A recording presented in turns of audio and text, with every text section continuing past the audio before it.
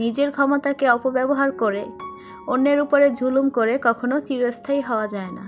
আমরা মানুষ জাতি বলেই কিন্তু আমাদের মধ্যে ভুল ত্রুটি এগুলো থাকবেই।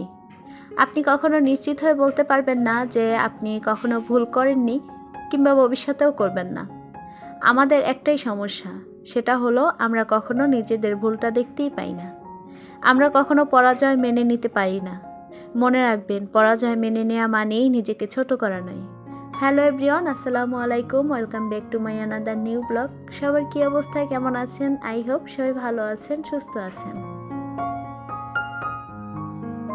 সকালবেলা ঘুম থেকে উঠেছি অনেকক্ষণ আগে। তো ঘুম থেকে ওঠার পরে দুই ছেলেকে সাথে ছেলের বাবাকে আলাদা করে নাস্তা দিয়ে দিয়েছি। ওটা আর ক্যামেরাবন্দি করিনি।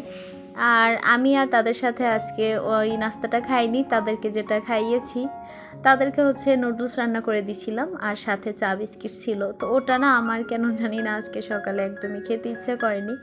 তো এই জন্য খুব সিম্পলভাবেই ডিম অমলেট করে মুড়ি দিয়ে খাচ্ছি। এই যে ডিম আর মুড়ি, এই খাবারটা না আমি বিয়ের আগে অনেক খেয়েছি। যখন স্কুলে পড়তাম, খুব সহজভাবে এই খাবারটা আমার কাছে খেতেও ভালো লাগতো আর আমি ভালোবেসেই খেতাম। গত কয়েকদিন যাবৎ কেন জানি না মাকে দেখতে খুব বেশি ইচ্ছা করছে। একটা সময় যার কাছে ছিলাম, যে এত কষ্ট করে লালন পালন করে বড় করেছেন, এখন অন্যের কাছে পাঠিয়ে দিয়েছেন, কিন্তু এখন চাইলেও তাকে কাছে পাই না, দেখতে পারি না। যদিও ভিডিও কলে দেখা যায় বা সব সময় কথা বলা হয়, কিন্তু কাছ থেকে যে দেখা, কাছ থেকে পাশে বসে কথা বলা, ওইটা না আসলে হয় না। আর যদি চাই যে না এখন তার কাছে চলে যাব বা তাকে এখানে নিয়ে আসব, সেটাও কিন্তু সম্ভব হয় না। আমি যেমন আমার সংসার নিয়ে ব্যস্ত আছি, আমার মাও না তার সংসার নিয়েই ব্যস্ত আছে। আমি আমার সংসার, সন্তান, বাচ্চা কাচ্চা এগুলো নিয়ে কিন্তু সারাদিন বিজি থাকি। আর মাও কিন্তু তেমনই। সব ভাই বোনদের বিয়ে হয়ে গেছে, এটা যেমন ঠিক, তারপরেও কিন্তু মায়েদের দায়িত্ব কোনো অংশে একটুও কমে না, বরঞ্চ তার দায়িত্ব সেই প্রথম থেকে যেমন ছিল এখনও কিন্তু তেমনটাই আছে। যখন ছোট ছিলাম মাকে দেখতাম সকালে উঠে নাস্তা, তারপরে সকালবেলা থেকে যে কাজগুলো হয় আর কি গ্রামে, ওগুলো একটার পর একটা করে। কখনো ওই কাজগুলোকে না পাত্তা দিতাম না, আমি আমার মতো থাকতাম পড়াশোনা স্কুলে নিয়ে। কিন্তু এখন যখন এই কাজগুলো করি, তখন কিন্তু প্রত্যেকটা সেকেন্ড বুঝতে পারি যে একটা সংসারে কত ধরনের কাজ থাকে।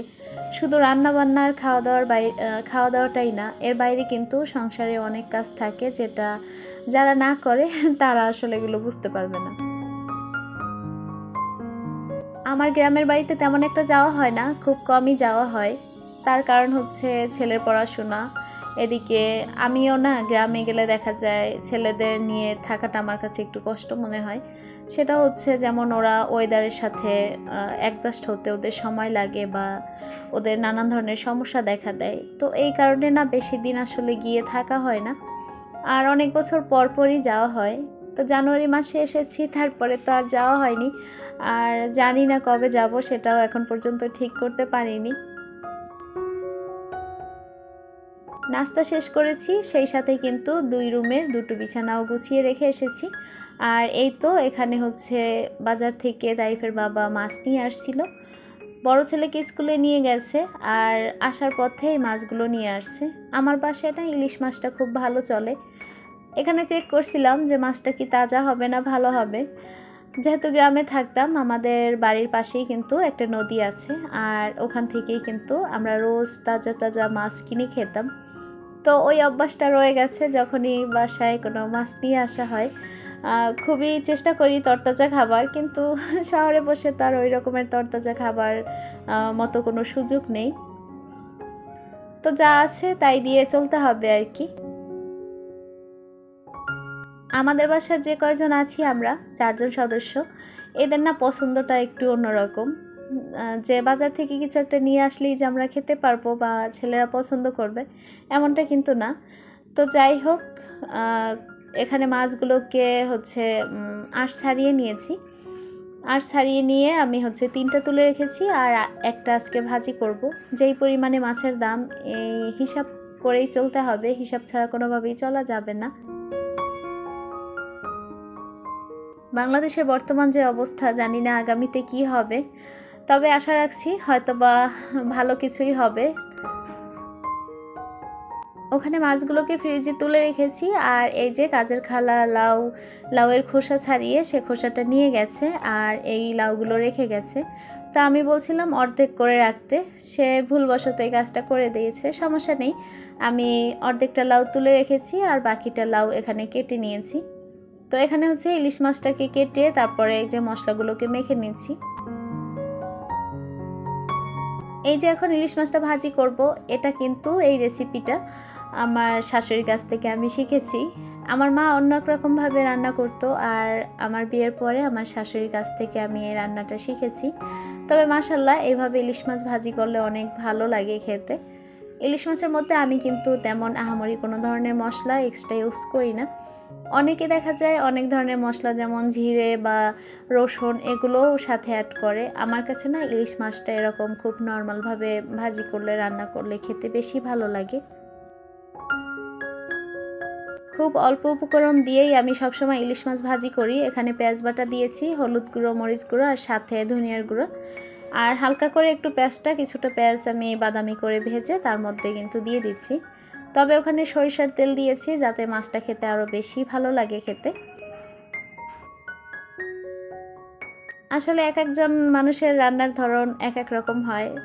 আমিও আমার মায়ের মতো রান্না করি, আর এটা শাশুড়ির কাছ থেকে শিখেছি যেহেতু এজন্য শাশুড়ির রেসিপিও মাঝে মাঝে একটু ফলো করি, সেরকম রান্নার চেষ্টা করি।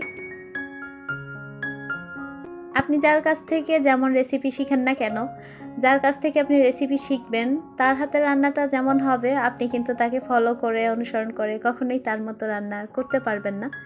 আমার মায়ের মতো আমি যত কিছুই রান্না করার চেষ্টা করি না কেন, কখনো তার হাতের যে একটা অন্যরকম টেস্ট ওটা আমি কখনো তৈরি করতে পারি না। এখানে মাছটা বসিয়ে দিয়েছি। রান্না করতে করতে এদিকে দেখি যে বাইরের অবস্থা খারাপ, মেঘলা হয়ে আসছে, সেই সাথে বাতাসও ছেড়েছে। তো বারান্দায় কিছু শুকনো কাপড় ছিল, সেগুলোও নিয়ে আসছি। বাসায় তো কেউ নেই, আমি আর আমার ছোট ছেলেই আছি। তাইফের বাবা অফিসে চলে গেছে, আর আমার বড় ছেলে সে তো এখন স্কুলে আছে। আমার এই ছোট ছেলে যখনই দেখবে আমি কোনো কাজ করতে যাই, সে আমার সাথে সাথে হাত লাগায়। আমি যতই ওকে না করি না কেন, ও দেখা যায় আমার সাথে হাত লাগাবেই। তো মাঝে মাঝে ওকেও আমি একটু একটু কাজ করাই যাতে ও একটু ভালো লাগে। নয়তো বাসায় একা থাকতে থাকতে দেখা যায় বোর হয়ে যায় বা আমাকে ডিস্টার্ব করে। আর আমি তো এই মোবাইল, তারপরে আপনাদের এই সারাদিন ভিডিও দেখা, ভিডিও শ্যুট করা, এগুলো নিয়ে একটু ব্যস্ত থাকতে হয়। তারপরেও না মাঝে মাঝে ওকে একটু সময় দেওয়ার চেষ্টা করি। আমি যখন আমার কাজ করি তখন দেখা যায় ওকে টিভি অন করে দিই, টিভি দেখে। তো কোনো একটা সময় আবার মনে করি এত পরিমাণে যদি ওকে টিভি দেখতে দিই, তাহলে কোনো একটা সময় যখন ওর পড়াশোনার সময় হবে তখন কিন্তু আমি ওকে চাইলেও সেই টিভির দিক থেকে আর ফেরাতে পারবো না।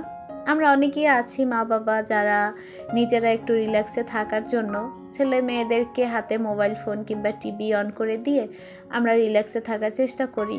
এটা কিন্তু আমাদের সব থেকে একটা বড় ভুল মা বাবার।